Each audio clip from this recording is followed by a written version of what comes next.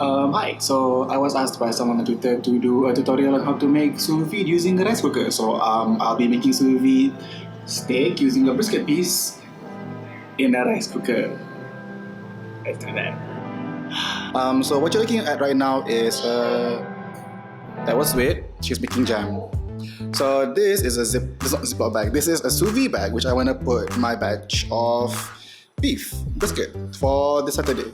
And this is like large. You don't need the size. It won't fit the rice cooker anyway. I'm using a regular rice cooker. For hand measurement, my hand is so that's how big it is. It's just a standard size rice cooker. Feeds like 5 comfortably, and that's it. So this won't fit. The rice cooker fits in the Ziploc bag, so it doesn't work. So what we're gonna do is we're gonna use a much tiny option, which is this, a Ziploc bag. Aesthetic shot. Ziploc bag. And this you can basically like airlock easily by just clipping this together. I'll show you how to do that later I'll show it to you. Sid brought up a good point. Don't go with like cheap ass Ziploc bags you can find at like Mr. DIY or something. Go for like thick Ziploc bags. And so, Sweet, what's your recommended brand for a thick Ziploc bag? The brand name is? I usually go for Lacy's. What? I usually go for Lacy's, Lacy. Lacy, alright? Okay, there we go. So that's the thickest. Just go for something that's durable, ideally with a double lock. Yes. This single je, not ideal, but I'm just going to show you how it's usually done. It's that simple.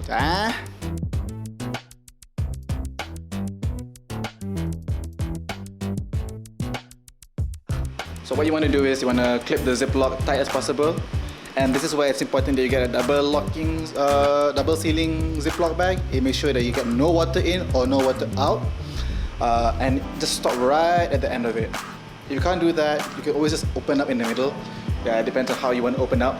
I feel like me, you're not used to opening up. Acha!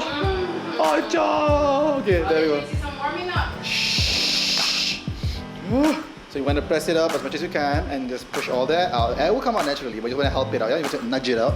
Just nudge it, and then as you can get as close as you can, the seal can go underwater. What you don't want is the opening to go above the. Sorry, you don't want the opening to go under the water line, because that's when the water will come in unless you zip lock it fully. So after you do that, the air's come out, it's pretty tight. You can then finally just zip it clean. So if I can show you, hold on. So it's like that. And there you go, that's better. So now you can see the line. I'm going to push the line below. The top is not yet.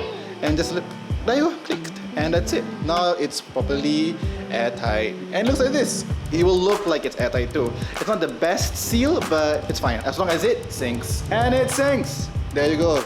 Well job, everyone. Well done, everyone. Good job. Woo-hoo. Alright, so I'm going to leave you watching that for a while I wash my hands. Or if you have thingy like this will help you like suck all the air out and seal it. Boop. So what you want to do is, so how I put my stuff in is I always fold the sides because I don't want anything anywhere. Dyeing is a bit finicky. You don't want the juices or the blood anywhere on your tabletop. So you just like, you know what? Keep it clean for everyone, you know?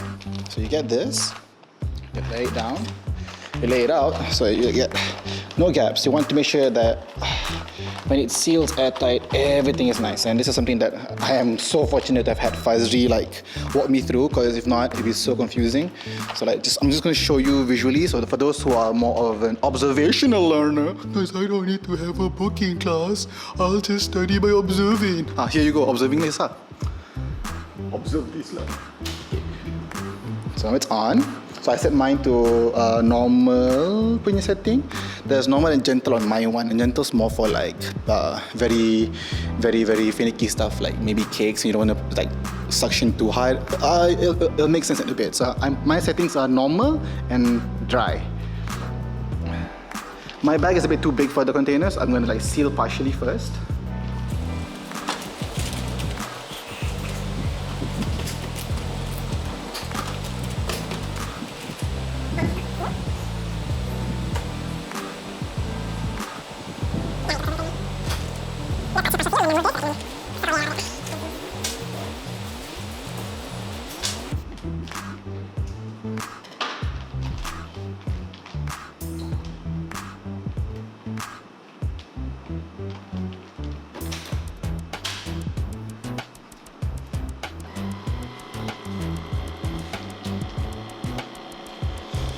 So this is a big bag, so it'll take some time.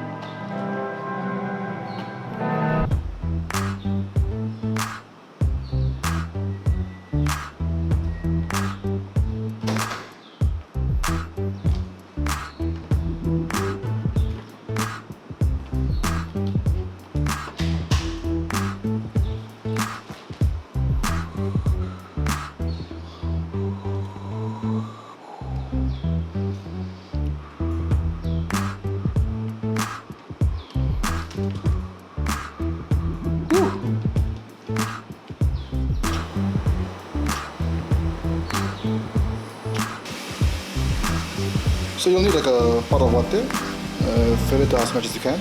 Then just make sure to alas the bottom with a white plate, and that will help you avoid burning your plastic bags in case when the rice cooker is on a heating cycle.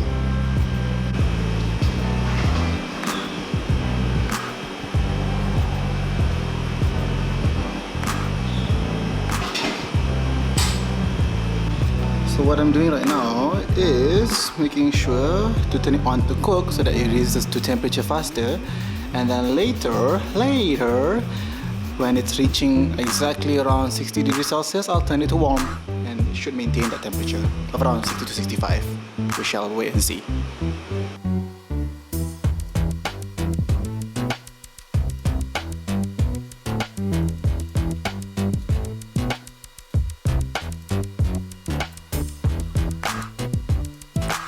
Alright, so we're sitting pretty at 50, and I'm gonna put the meat in now.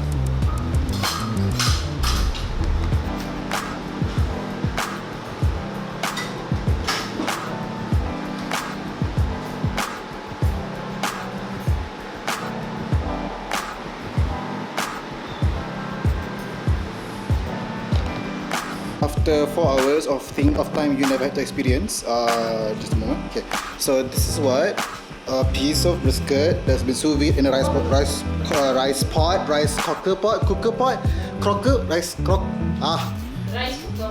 cooker pot. You will get beef. Will it look like this? No, I deep fried it because I'm a lazy mofo and I don't want to like roast it or anything lah. I'm just gonna deep fry it lah. But what I'm trying to show you is that you can get a medium rare even using a rice pot.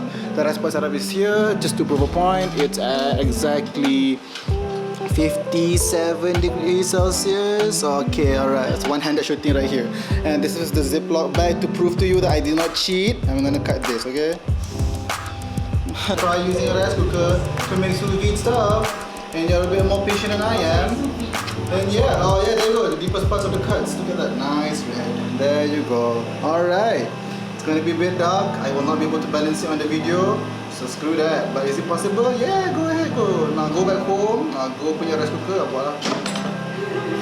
Clarification, not that angle. Just tired. Wrong day. Oh no.